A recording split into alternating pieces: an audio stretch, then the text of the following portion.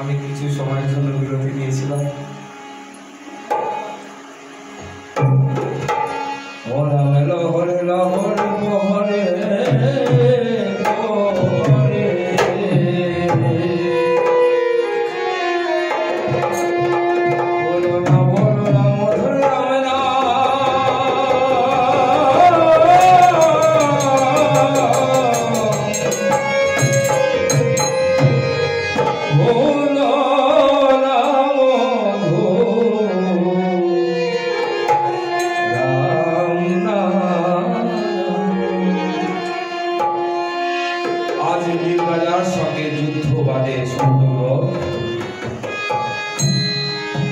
লতা পাতা দিয়ে শত্রুঘ্ন বাণ মেরে নীল রাজাকে বন্ধন করে মৃত্তিকায় ফেলে রেখেছে। আজ নীল রাজা বলছে আমাকে বন্ধন মুক্ত করে দাও, আমাকে বন্ধন মুক্ত করে দাও। শত্রুঘ্ন বলছে না, বন্ধন মুক্ত করবো না। তুমি জানো না তুমি কার ভাইয়ের সঙ্গে তুমি রং করেছো। বলছে আমার দাদা শ্রীরামচন্দ্র আমার সঙ্গে তুমি যুদ্ধ করেছো। নীল রাজা বলছে তুমি রামচন্দ্রের কনিষ্ঠ ভাই, আমি তো জানি না। আমাকে ক্ষমা করো প্রভু, আমাকে ক্ষমা করো। বলছে ক্ষমা করতে পারে, ক্ষমা করতে পারে একজন, সে দয়াল হরি দীনবন্ধু, যে পিতা আমার দাদা শ্রীরামচন্দ্র ক্ষমা করতে পারে। তার চরণে তুমি শরণাপন্ন হও, সে যদি তোমার বন্ধন থেকে মুক্তি করতে পারে সে পারবে। নীল রাজা আপন প্রাণে নয়নের বাড়ি দিয়ে শ্রীরামচন্দ্রের চরণ ভিজিয়ে দিচ্ছে। দীনবন্ধুরা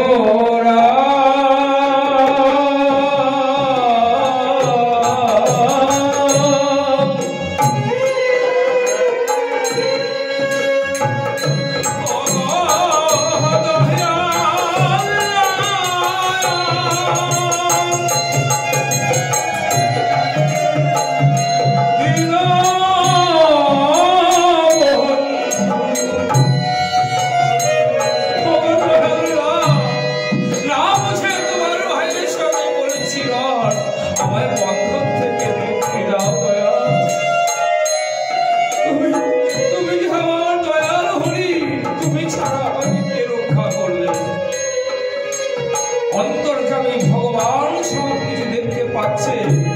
ভাইরে আমার ভক্ত নীল রাজা আজ বন্ধন হয়ে মৃত্তিকায়, না আমি দেখতে পাচ্ছি না। এই মুহূর্তে ওকে আমি বন্ধন থেকে মুক্তি দেব। যখন রাম রাম বলে কাঁদছে, নয়নের বাড়ি যখন তার অশ্রু বিগলিত হচ্ছে, এক এক ফোঁটা নয়নের বাড়ি যেন শ্রীরামচন্দ্রের চরণে পড়ছে। দয়াল হরি কৃপাময় বন্ধন মুক্ত করে দিয়েছে। ওই সারথি আজ রক্ষাকে নিয়ে কি করেছে, উত্তর দেশে রওনা দিয়েছে। উত্তরের রাজা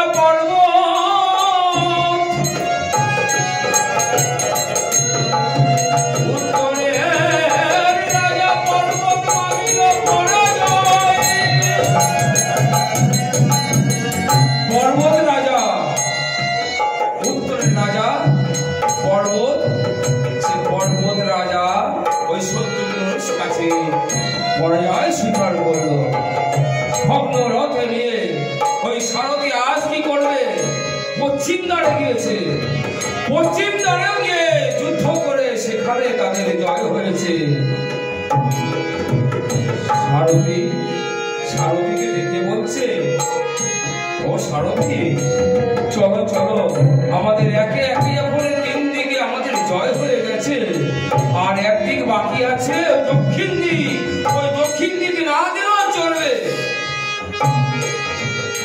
সারথি বলছে প্রভু অত অহংকার ভালো না। তুমি ভগবান হতে পারো, কিন্তু পাপের উপরও পাপ থাকতে পারে। তোমার থেকেও বড় পাপ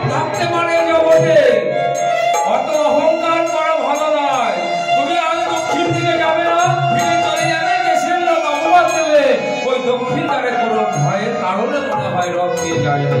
কেন প্রভু আমরা ওই কথা শুনবো?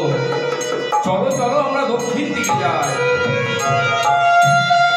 তথা হতে রক্ষার পিয়াজি করেছে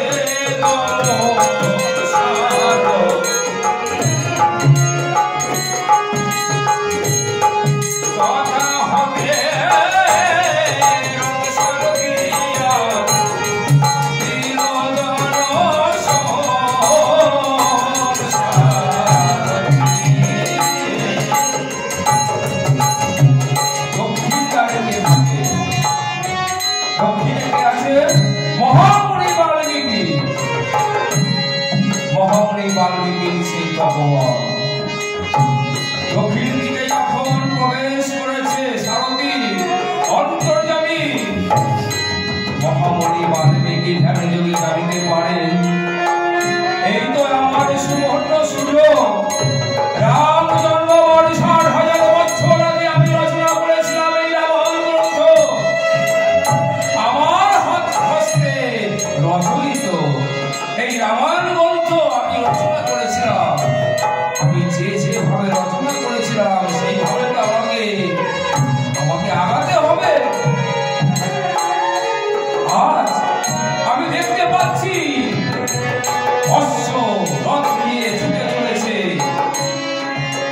দক্ষিণ দ্বারে প্রবেশ করেছে। না, আমাকে এই মুহূর্তে আমাকে যেতে হবে সেই তপবনে। লক্ষণ যাকে গিয়েছিল বনবাসে, কাকে ডেকে গিয়েছিল? সীতা। সীতা যিনি পঞ্চমাস গর্ভ অবস্থায় সেদিন মহামণি বাল্মীকি কন্যা স্নেহে আজ ওই সীতাকে তপবনে ঠাঁই দিয়েছিল। মা, আজ হতে তুই আমার মেয়ের থাকবি বলে।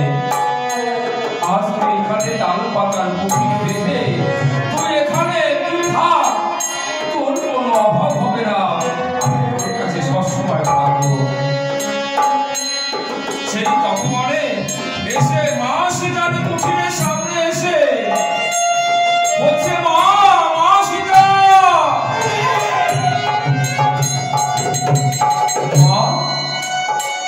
মা সীতা। কুঠিরের ভিতরে সীতা শুনতে পায় কে যেন মা বলে ডাকছে। বাহির হয়ে দেখতে পায় স্বয়ং মহামণি বাল্মীকি দণ্ডায়মান। পিতা, এতদিন পরে কি অভাগিনী সীতার কথা মনে পড়ল? অভাগিনী সীতার কথা মনে পড়ল পিতা।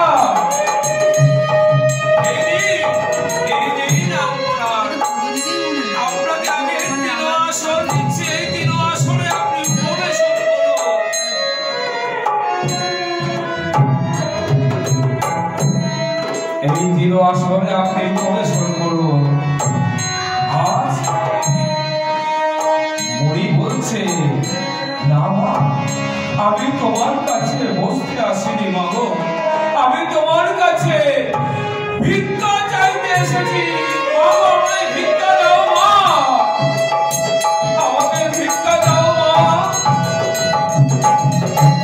অভাগিনী সীতা, অভাগিনী সীতা, অভাগিনী সীতা বলছে, মা গো। অভাগিনী সীতা বলছে, পিতা, আমি যে জনম দুঃখী কাঙ্গালিনী, আমার কাছে এমন কোন ধন নাই যে আমি আজ তোমায় করিব না। আমি আজ শূন্য হাতে এই বনবাসে আমি কি ধন ভিক্ষা দেবো? তাই আজ মনের দুঃখে আজ সীতা মা গান করছে, আমি বড়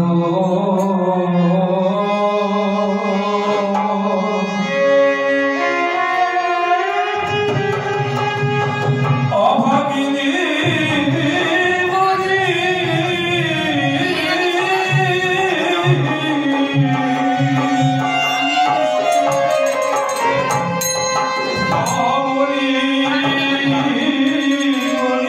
Oh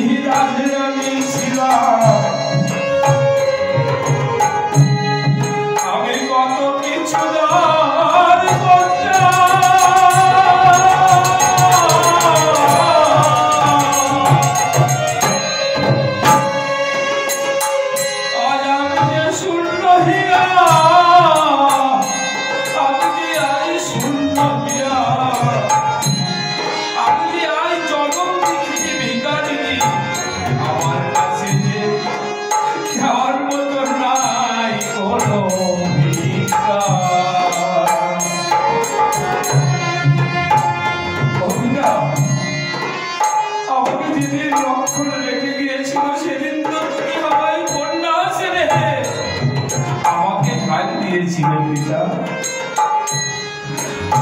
আমি আজ কি করে আমি তোমাকে ভিক্ষা দেব? আমার কাছে এমন কোনো সম্বল নাই আজ যে আমি তোমায় ভিক্ষা দেব। আমি যে বনবাসী বনের মধ্যে থাকি, আমি কান্দারি। সীতা চোখের জল মুছে তুই আর কাঁদিস না সীতা, তুই আর কাঁদিস না। আমি যে ভিক্ষা চাইতে এসেছি সেই ভিক্ষা যে তোর কাছেই আছে। সীতা মা চিন্তা করছে কোন ভিক্ষার কথা বলছে, কোন ভিক্ষা আছে আমার যে আমার কাছে আছে যে তাই দেব ভিক্ষা। অবিতা আমার কাছে কি আছে? দিয়ে দিয়ে সীতা ওই নয়নের মণি ওই লবকুশকে আমার এক দিবসের জন্য ভিক্ষা। ওরে ওরে দে দে দে ওই লবকুশকে আমার এক দিবসের জন্য ভিক্ষা। সীতা শোনা মাত্র মাথায় যেন বজ্রাঘাত পড়ল।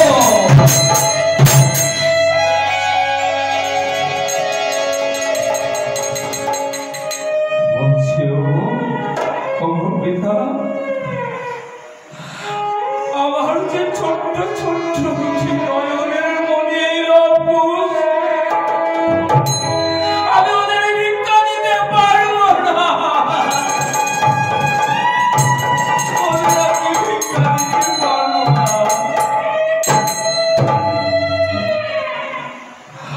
পিতা ওদের ভিক্ষা দিয়ে আমি কোথায় যাবো? একদিন প্রতিশোধের জ্বালায় আমার অন্তরটা ঘুরে ঘুরে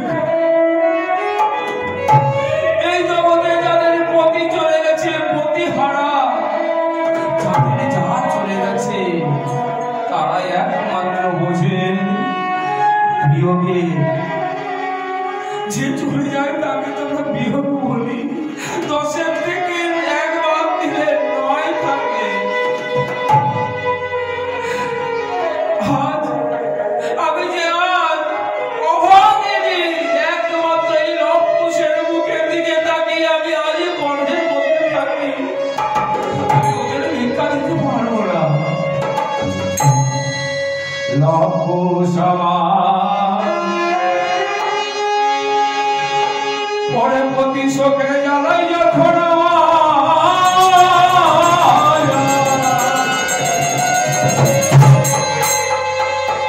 অন্তর ঘুরে ঘুরে খায়, ওই লবকুশ আমার দুধের ভালো এসে সান্ত্বনা দেয়। ঘরে কি যাবো পিতা? ওমা আখির জলে মুছে ফেলো মা, তুমি কেন কাঁদো এত বনের মধ্যে? তো বুঝতে পারি না মা তুমি কেন কাঁদো। আমরা তো রয়েছি ঝুড়ি ধরে দোকানে চুমো আদর করে। এটাকে বলে বাৎসল্য প্রেম। বাৎসল্য প্রেম। আর যে মা মুখের খাবার না খেয়ে ওই সন্তানকে খাওয়ায়, এটা হচ্ছে বাৎসল্য প্রেম। বাৎসল্য প্রেম মানে সন্তানের মাতার পিতার সঙ্গে যে শিশুবেলায় যে আদরটুকু হয় সেটা হচ্ছে বাৎসল্য প্রেম। পিতা আমি পারবো না, ওই লবকুশকে আমি হারাতে পারবো না। মা বহু দূর থেকে তো এলাম, অন্তত একটাবার ওদের চোখের দেখা দেখতে দিবি না, একটাবার একটু চোখের দেখা দেখতে দে। বহু দূর থেকে তো এলাম। সীতা মা মনে মনে ভাবছে যদি দেখতে দিই তবে কি আমার লবকুশকে যদি নিয়ে যায়।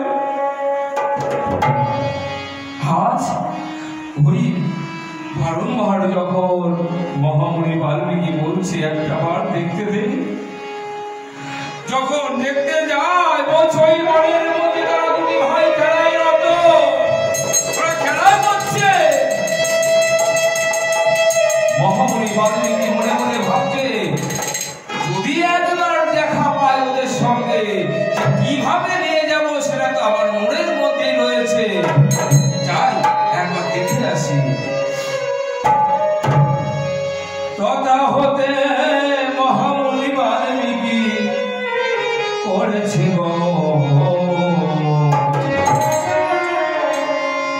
লবকুশের কাছে গিয়ে দিল দর্শন। তথা হতে বাল্মীকি করেছে লবকুশের কাছে গিয়ে দিল দর্শন। ওরে লবকুশ ও দাদু ভাই, ও দাদু ভাই তোমরা কেমন আছো? একটু জোরে বলো। ভালো আছি। ভালো আছো? আচ্ছা তোমরা কি লবকুশ? তোমরা লবকুশ তাই তো? বেশ ভালো। ও লবকুশ বাবা, তোদের না বহুদিন ধরে একটু দেখবো বলে মনে বড় আশা ছিল মনে, তাই যেন যেন প্রকার আজকে ভাগ্যের ফলে আমি তোদেরকে পেয়েছি। চল এই বনের মধ্যে তোদের কি খেতে দেয়? গাছের ফল। গাছের ফল? গাছের ফল। অন্ন জোটে না? অন্ন ভালো মন্দ কিছু জোটে না? কি করেই বা জুটবে? বনের মধ্যে কোথায় পাবে উনুন, কোথায় পাবে গ্যাস, কোথায় পাবে দেশলাই, আর কিভাবে বা ফোটায় অন্ন খাবে? তাই গাছের থেকে ফল খায়। আর তৃষ্ণায় কি খাও? হ্যাঁ, নদীর জল খাও। তৃষ্ণায় নদীর জল খাও। ওই নোংরা জল তোমরা খেয়ে থাকো? এ বলার মতো না। আর বড়দের কি বলে? গাছের বাকল মানে কি? গাছের বাকল মানে কি? গাছের ছালকে কি বলে? বাকল বলে। ওই গাছের ছাল তোমরা পরিধানে রয়েছো।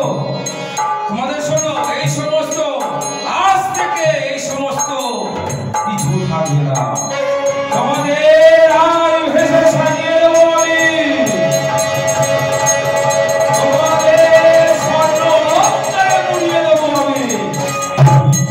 আর তোমাদের ভালো মন্দ খেতে দেব।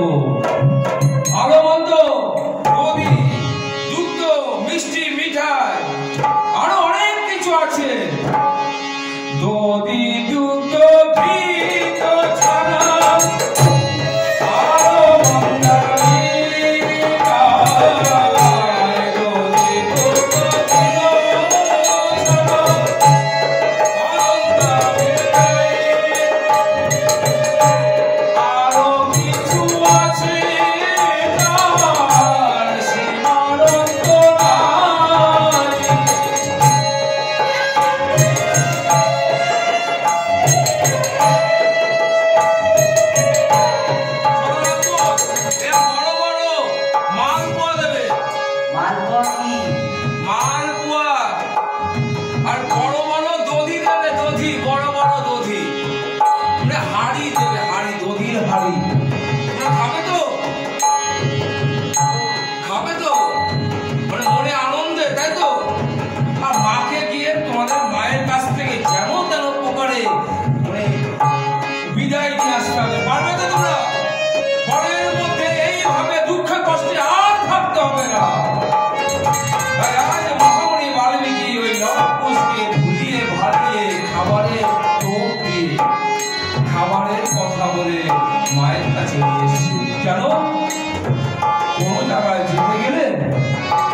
পিতা মাতার আশীর্বাদ, বিশেষ করে মায়ের আশীর্বাদ না নিয়ে বিরতি না।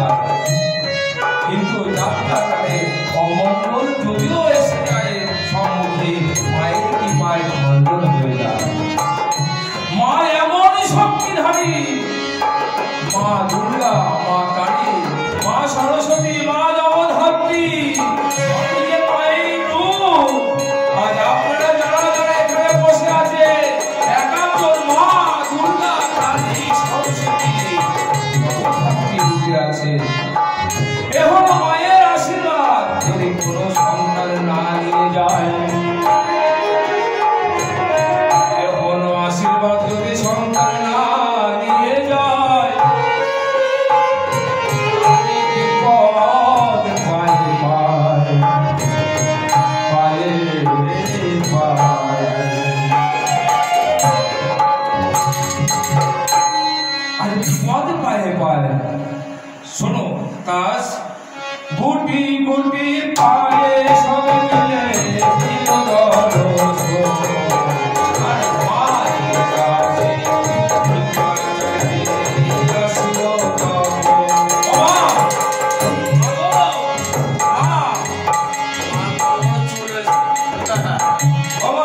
আমাদের একটু বিদায় দাও না মা। দাদু বলেছে একটু ভালো মন্দ খাওয়াবে। তুমি বনের মধ্যে জঙ্গল বলবে কি খাওয়াচ্ছ, ভালো লাগে না মোটেও। খিদের মধ্যে পেট চোচো করছে, ভালো মন্দ খেতে পারি না। তুমি বনের পোকা বল, এই কানা বল, এই সমস্ত খাওয়াচ্ছ। গাছের থেকে পেয়ে পেরে খেতে হয়, আর তৃষ্ণা ওই পচা নদীর জল খেতে হয়। আমাদের একটু সাজিয়ে দাও না, দাদুর সঙ্গে যে ভালো মন্দ খেতে দেবে। দাদুর সঙ্গে কোথায় যাবে? আমি যাবো, দাদুর সঙ্গে যাবো। দাদু নাকি জানি না কোথায় নিয়ে যাবে। তা সীতামা ভাবছে সত্যি সত্যি কি ওদের মাথায় মগজ ধুলাই করলো? তবে কি তাহলে নিয়ে যাবে সত্যি সত্যি? মহামণি বাল্মীকি বলছে, ওরে মা সীতা, আমি সবার সামনে কথা দিচ্ছি, আমি 1 দিবস পর তোর এই নয়নমণির লব কুশকে আমি ঢুকিয়ে দেব। তাই আজ সীতা কি করবে, নিরুপায় হয়ে বিদায় দিচ্ছে। লব কুশ আমার ওরে দুধের আলো, ওরে গন্ডে খায়, খিদে লাগলে মনে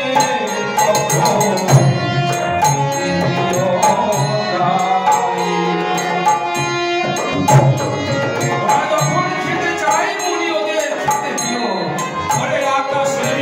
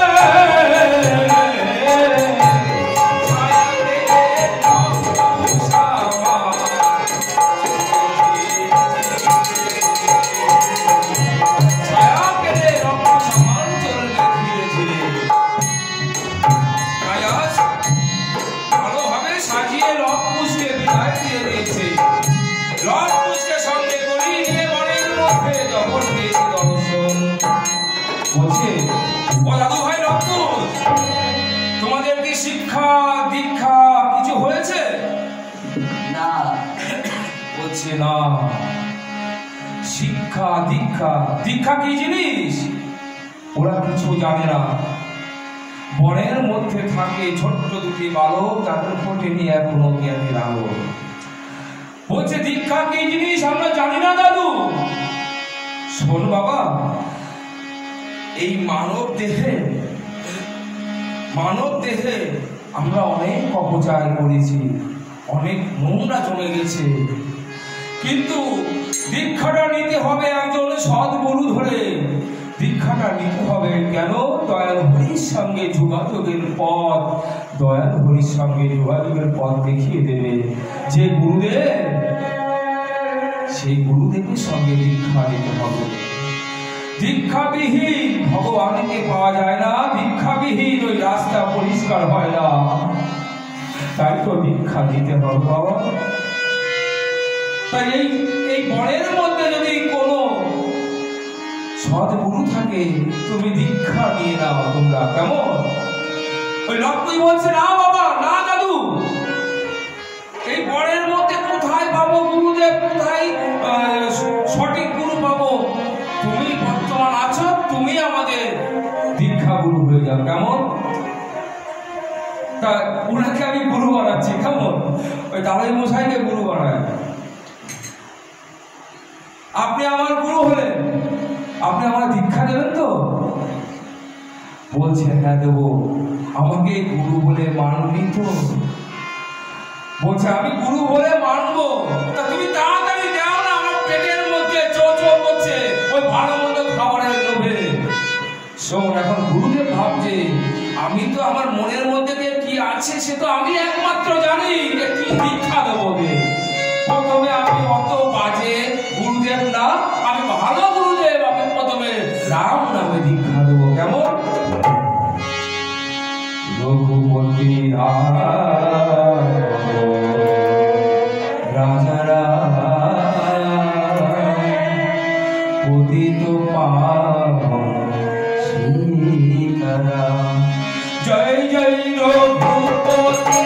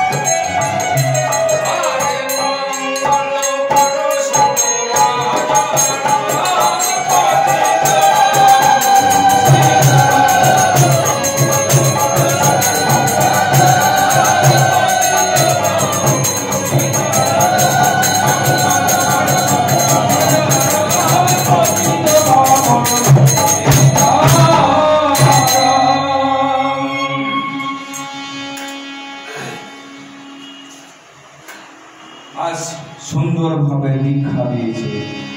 আসল দীক্ষা তো এখন দেব। ওরে কুশ, বল মায়ের নাম, মা মোদের পিতা কেহ নাই।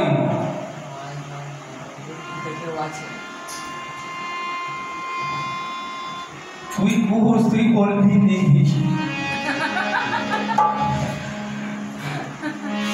বল মায়ের নাম, মা মোদের পিতা কেহ নাই।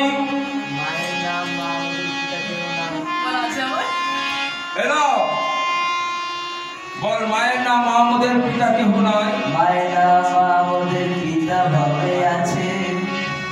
লব যে পিতা ভবে আছে। তুই ভালো না, তুই ভালো না অবশ্যই। আর তুই ভালো করে বলতো সেইভাবে। মায়ের নাম, মা মোদের পিতা ভবে নেই।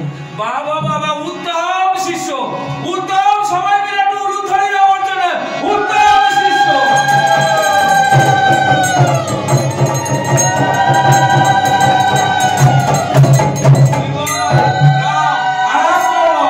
মায়ের নাম, মা মোদের পিতা কেহ নাই।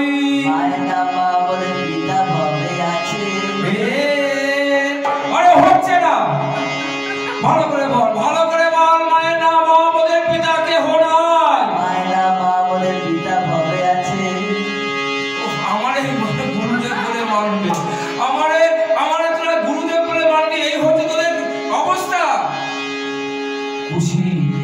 ভালো শিষ্য আমার, কারণ খুশি নিজের জন্ম কিভাবে হয়েছে নিজেই জানে না।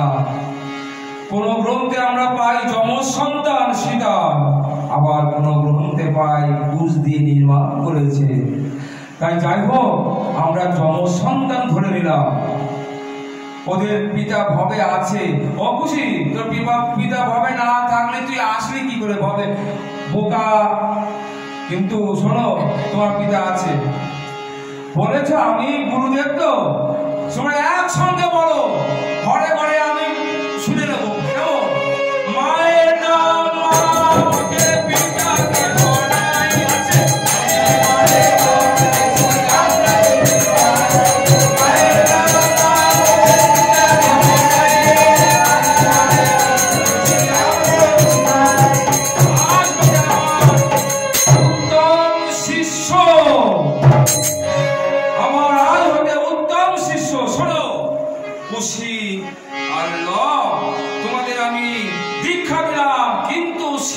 নিতে হবে। কেন শিক্ষা নিতে হবে? দীক্ষা শুধু নিলে হবে না, শিক্ষা নিতে হবে। কেন? শুধু দীক্ষা নিলাম, পুজো দিলাম, তা তো হবে না।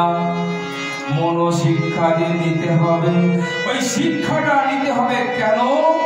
যে রাধিকা শ্রীকৃষ্ণের সেবা দিতেন, যে রান্না করত, যে খাওয়াতো, শিক্ষাগুলো হচ্ছে শ্রী রাধিকা। রাধিকার দীক্ষা তো নিতে হবে, শিক্ষাগুলোকে তো নিতে হবে।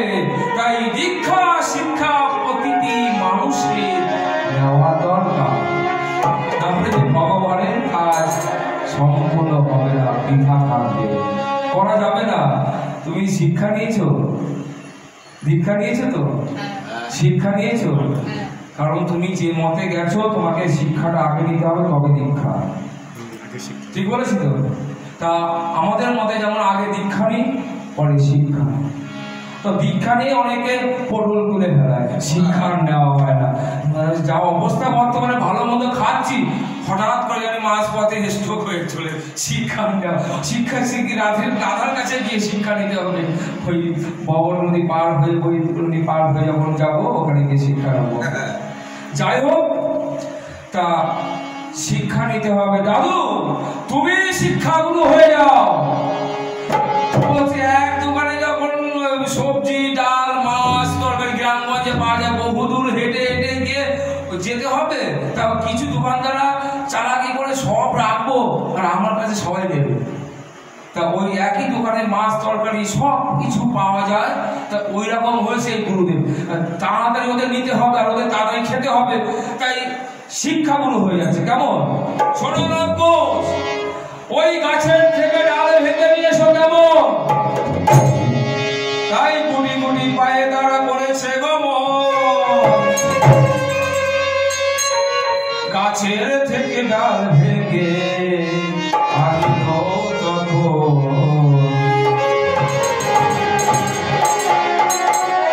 আর মহামণি বাল্মীকি মায়া করে, মন্ত্রপুত করে দুই ভাইয়ের হাতে দুখানা ধনুর্বাণ তুলে দিয়েছে। ব্রহ্মবাণে বসিয়ারি করিলাম সমর্পণ, ব্রহ্মবাণে বসিয়ারি করিলাম সমর্পণ। যত আছে সূর্য বংশ করিনি তুই নিধন। পারবি তো?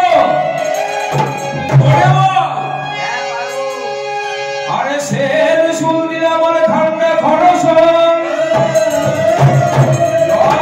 তুই সঙ্গী আমন। যত আছে সৈন্য সামন্ত তুই করিবি ধন। তোদের আমি ব্রহ্মবাণ করিলাম সমর্পণ। এই বনের মধ্যে তোরা বাণ কাটাকাটি খেয়াল। কেমন? কিন্তু আমি কিছুদিনের জন্য একটু ওই চিত্রকূট পর্বতে একটু ভগবানের সাধনা করে আসি। কেমন? তোমরা এই বনের মধ্যে বাণ কাটাকাটি খেলো। কেমন? তা আমার তো যাত্রা কালে তো আমার কিছু ভাড়াপাতি লাগবে, খরচাপাতি আছে। শুনে রাখো, গুরু দীক্ষা নিলে, গুরু শিক্ষা নিলে, তাহলে তাকে গুরু দীক্ষার প্রণামী দিতে হয়। এই বনের মধ্যে যত সৈন্য ভক্ত মন্ডলী আছে সকলের কাছ থেকে যে যা পারবে আপনারা অর্থ দীক্ষা দক্ষিণা দান করবার জন্য দিতে পারেন। কেমন আগে যে যা দিচ্ছেন ওটা ভুলে যান, কিন্তু এখানে কিন্তু আবার দিতে হবে। ওই যদি পালন করেছিলাম আগে দিয়ে না দিয়ে না দিয়ে না, শোনো নেই আমার কথা। আমি দিন ভিখারি নারী